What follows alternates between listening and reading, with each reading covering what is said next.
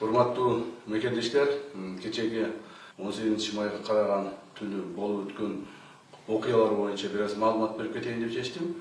Себеби дегенде бул окуялар ар түрдүү ракурста көрсөтүлүп атат.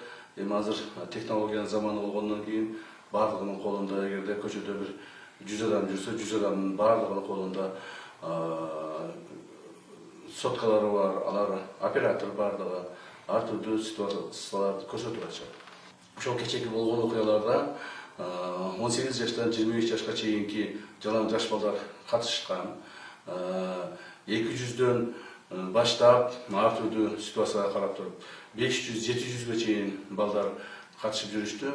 Жана ошол балдардын негизги талаптары бул ушул биздин мамлекетибиздин тегерегинде иштеген, жанагы башка мамлекеттен келип иштеген мигранттардын көбөйүп кетүүсүнүн негизинде. Бул Бангладеш, Пакистан, Индия, Египет жана башка өлкөлөрдөн келип окуган студенттердин, алардын кылган жумуштарынын өтө көп болуп кетишине байланыштуу болгон. Бул балдардын, кечеги чыккан балдардын койгон талаптары да кайсы бир деңгээлде туура деп эсептеймин.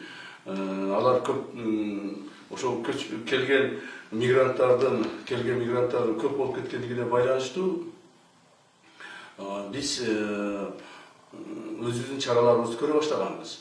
Мына жакында эле ошол апрель айынын башында болуш керек. Урматтуу президентибиз Садыр Кожоевичтин өзүнүн жеке тапшырмасы негизинде ал киши ошол өзү совещание өткүзүп, президентибиз өзү совещание өткүзүп, ушул тапшырмаларды алдыбызга койгон, мамлекетибиздин ичиндеги мыйзамсыз жүргөн ар бир ошол башка мамлекеттен келген мигранттардын жоопкерчилигин кароо боюнча. Ошонун негизинде апрель, май айларында өтө активдүү жумуштар жүргүзүлдү жана азыр дагы жүргүзүлүп жатат. Күнүнө жок дегенде 20-30дан 50дөн ошол мыйзамсыз жүргөн мигранттарды биз таап чыгып, жана аларды мамлекеттен чыгаруу аракеттерин көрүп атабыз. Мына ошол мамлекетибизге келген мигранттардын мыйзам бузуучулуктары боюнча толук статистикалар биздин колубузда бар. Анын негизинде айрыкча ошол көптөгөн мыйзам бузуучулукка баргандар бул Пакистан жана Бангладеш өлкөлөрүнөн келген граждандар. Пакистандан келген бүгүнкү күндө 1,5 миңге жакын адамды биз чыгардык. Бангладештен келген 1000ге жакын адамды чыгардык. Бирок ошол эле мезгилде мыйзамды бузуп бүгүнкү күндө мамлекеттин ичинде жүргөн 5000ге жакын адам бар. 5000ге жакын адам бар. Ошолордун 1,5 миңиндей 1360 адам Пакистандан жана 1300 адам Бангладештен. Калгандары башка мамлекеттерден. Ошондуктан бүгүндөн баштап дагы ошол мыйзамсыз биздин мамлекетте жүргөн башка мамлекеттин граждандарын мамлекеттен чыгаруу боюнча чоң иш-чаралар дагы уюштурула баштайт. Ушуга чейин жүрүп келген, мындан кийин дагы жанагы күчтөндүрүү тартибинде ушул жумуштар улантылат.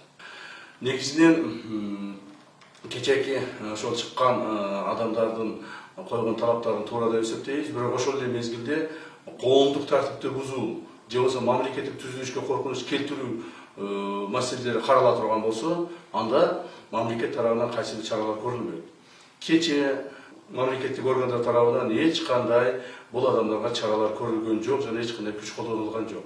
Себеби биз алардын характерин көрүп аттык. Ичинде алардын эч кандай бир ойлору болгон жок, жаман түзүлүшкө бара турган же жаман бир шарттарга бара турган. Алар бир гана ошондой талаптарды коюп чыгып атты. Бирок ошолордун арасында кээ бир провокаторлор болгондугун биз билебиз. Жана алардын баардыгын тактап бүттүк. Алардын арасында ошо телефон менен, WhatsApp'тар менен ар түрдүү провокациялуу маселелерди көтөрүшүп, мамлекеттик бийликке же болбосо мамлекеттик түзүлүшкө каршы чыгуу маселелерин көтөргөндөр дагы болуп атышты. Аларды биз баардыгын тактадык жана аларды жоопко тартабыз. Алардын ичинде, ошо кечекилердин арасынын ичинде курал менен жүргөндөр да болду. Курал менен жүргөндөрдү да кармадык. Аларды да кармадык, аларды да жоопко тартабыз. Себеби ошол курал эгерде капыстан атылып кете турган болсо, кимдир бирөөгө тийип провокация кыла турган болсо, анын кийинки последствиясы жакшы болмок эмес. Ошондуктан урматтуу мекендештер, биз мамлекеттик түзүлүш, мамлекеттик органдар мамлекетибиздеги жашаган ар бир жаганы коопсуздугун сактап жана ошолорго шарт түзүү берүү боюнча милдеттерибизди так аткарып жатабыз жана мындан ары да так аткарылат.